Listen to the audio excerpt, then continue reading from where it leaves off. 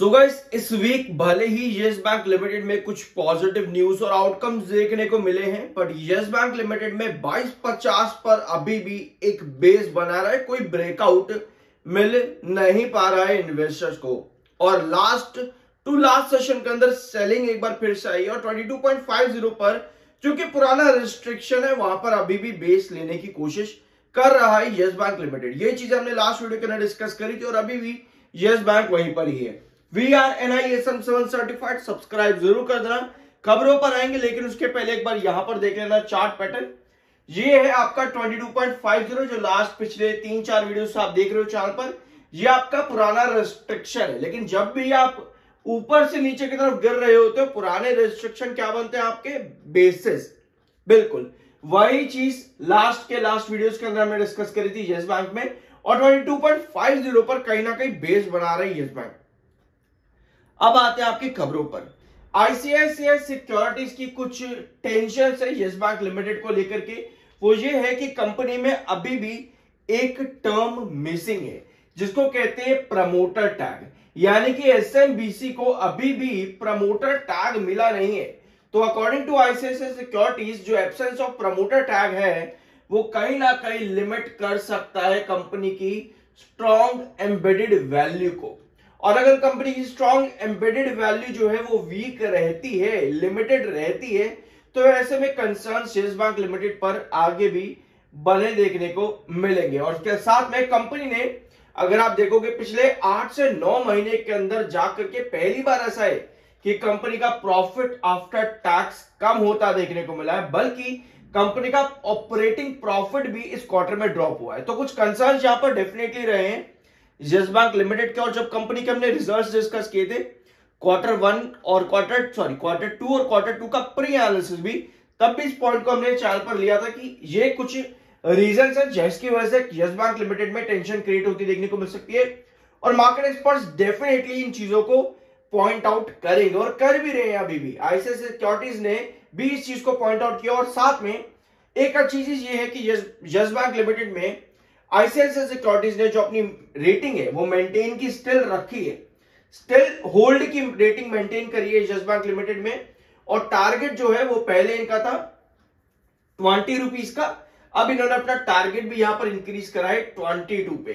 सो ICICI securities point out भले ही करें company के कुछ कंसर्न्स एसएमबीसी और यस बैंक लिमिटेड के बीच में, बट डिस्पाइट इसके कि अपनी रेटिंग इन्होंने अभी भी होल्ड की रखी है। और टारगेट जो उनका पहले 20 था उसको इन्होंने चेंज करके कर दिया है 22 पे, जो कि एक अच्छी बात नजर आती है शॉर्ट टर्म के लिए। अब कंपनी ने, यस बैंक लिमिटेड ने अपने लीडरशिप अपॉइंटमेंट्स भी किए हैं, जहां पर कंपनी ने अपने चेयरमैन और डायरेक्टर्स जो है नए अपॉइंट किए हैं। तो एसएमबीसी कंपनी के अंदर आया है। एसएमबीसी के आने से यस बैंक लिमिटेड की जो अपॉर्चुनिटीज है वो बताई जा रही है कि आगे जाकर के और खुलेंगी। बट कभी भी कोई भी कंपनी में नया मैनेजमेंट आने की कोशिश करता है तो इसका मतलब ये नहीं है कि कंपनी में अभी से ही आपको इन्वेस्ट करके ताबड़तोड़ रिटर्न मिलेंगे। उस नए मैनेजमेंट को जो कंपनी में आया है, या फिर कोई नया इन्वेस्टर ही हो जो कंपनी को एक्वायर करने की कोशिश कर रहा है, या फिर उसमें इन्वेस्ट करने की कोशिश कर रहा है, या उसमें फंड रेज करने की कोशिश कर रहा है, हमेशा इस पूरे प्रोसेस में टाइम लगता है, पहले सेटल होता है सब कुछ। मान लो कि आप किसी एक नई कंपनी में जाते हो, थोड़ा सा टेंशन तो रहती है ना कि भैया नई कंपनी में आया हूं, मैं किसी से ज्यादा खराब तरीके से बात ना करूं, सबसे प्यार से बात करूं। बट आसान होता नहीं है किसी भी नई कंपनी में जाकर के आसानी से उसमें घुल मिल जाना, टाइम लगता है। तो बस सिंपल सी, अगर हम बहुत छोटे तरीके से बात को समझे तो बस यही एक पॉइंट है जो यहां पर समझना चाहिए एज एन इन्वेस्टर, कि कोई भी नया मैनेजमेंट आने की कोशिश कर रहा है तो उसको चीजें समझने में, उसको बढ़ाने में समय लगता ही लगता है। पुरानी चीजों को सेटल किया जाए, उसके बाद में काम आगे करा जाता है। तो देखते हैं कितना टाइम सब में लगता है। But yes, for a long term SMBC, मुझे पर्सनली लगता है फॉर अ लॉन्ग टर्म एक बेटर अपॉर्चुनिटीज बन सकती है यस बैंक लिमिटेड के लिए। यह बात यस बैंक के लिए, यस बैंक शेयर के लिए नहीं है, ठीक है। दोनों में फर्क है। कंपनी अपनी जगह खड़ी हो जाएगी, अभी भी खड़ी है, पहले भी खड़ी थी, कुछ बुरा नहीं है, अभी भी खड़ी है, आगे जाकर के और स्ट्रांग हो जाएगी। लेकिन जब बात आती है शेयर की, तो कंसर्न यही है मार्केट एक्सपर्ट्स का कि प्रमोटर टैग अभी तक मिला नहीं है। तो दोनों जरूरी नहीं है कि कंपनी कुछ बहुत बढ़िया काम करे तो शेयर भी भागता देखने को मिले, जरूरी नहीं है। कॉन्ट्राडिक्टरी हमेशा नहीं चलते एक दूसरे के साथ में, टाइम लगता है, उस टाइम का हिस्सा भी एक इन्वेस्टर को बनना पड़ता है। आई गेस ये पॉइंट आपका क्लियर हो चुका होगा। तो पिछले 7 से 8 क्वार्टर के अंदर कंपनी ने पहली बार है कि कंपनी के जो प्रॉफिट है ना वो डिक्लाइन गए हैं। देख सकते हो यहां पे सितंबर 2023 में कंपनी का प्रॉफिट था 229 करोड़, उसके बाद में 243, 467, 516, 567, 619, 745, 809, लगभग 8 क्वार्टर है ये। 8 क्वार्टर के बाद जाकर के 2025 सितंबर क्वार्टर में कंपनी का प्रॉफिट डिक्लाइन हुआ है क्वार्टर ऑन क्वार्टर बेसिस पर। तो इस पॉइंट को भी कंसर्न में रखा है मार्केट एक्सपर्ट से ही। कंपनी का ऑपरेटिंग प्रॉफिट भी और प्रॉफिट आफ्टर टैक्सेस भी कंपनी के डिक्लाइन हुए। अभी तक ये चीज देखने को नहीं मिल रही थी पिछले 8 क्वार्टर से, ठीक है। तो ये पॉइंट भी एक नोट करने वाला है। टेक्निकल पॉइंट ऑफ व्यू पे 67.6 का आपका एमएफआई, 57.7 का आपका आरएसआई है, टेक्निकल न्यूट्रल है।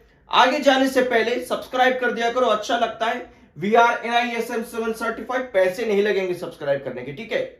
अब आते हैं यहां पर, ये चार्ट आपका 22.50 का आपका पुराना रिस्ट्रिक्शन जो कि इस समय बेस में कन्वर्ट हो रखा है, और यहीं पर ही आपको बार बार क्या दिख रहा है, 22.50 पर ही आपको बार बार सेलर एक्टिव होते देखने को मिलते हैं, बार बार बायर एक्टिव होते देखने को मिलते हैं। यानी कि कहीं ना कहीं बेस बना रहा है। लास्ट सेशन में भी अगर आप देखोगे 22.50 पर ही आपके बायर एक्टिव हुए, नीचे के टेल लंबी दिखी जो कि बायर को इंडिकेट करती है। उसके बाद 22.67 पर स्टॉक ने क्लोजिंग दी है। यानी जब तक स्टॉक यहां पर सस्टेन कर रहा है तब तक ये एक बेस है।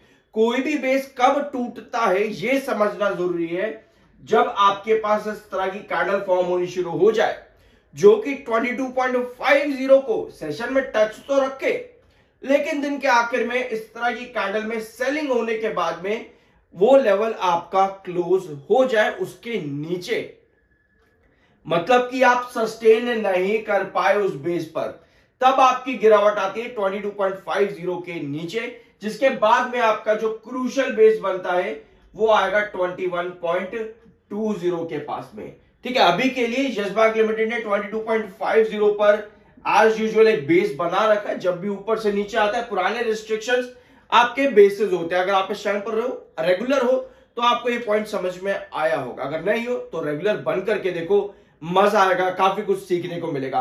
तो ये कंडीशन इस समय यस बैंक लिमिटेड की 22.50 के बाद में जो आपका नेक्स्ट रिस्ट्रिक्शन इस समय बन रहा है वो है 23 रुपीज के पास में। तो ये दोनों ही लेवल्स पर सस्टेन करना जरूरी है, अदरवाइज आप गिर जाते हो कहां पर, 21.20 पे। तो ये कंडीशन है यस बैंक लिमिटेड की। बायर्स की कोई रिकमेंडेशन नहीं है, वो आपका अपना ओपिनियन और मर्जी होनी चाहिए। मिलता है अगले वीडियो में।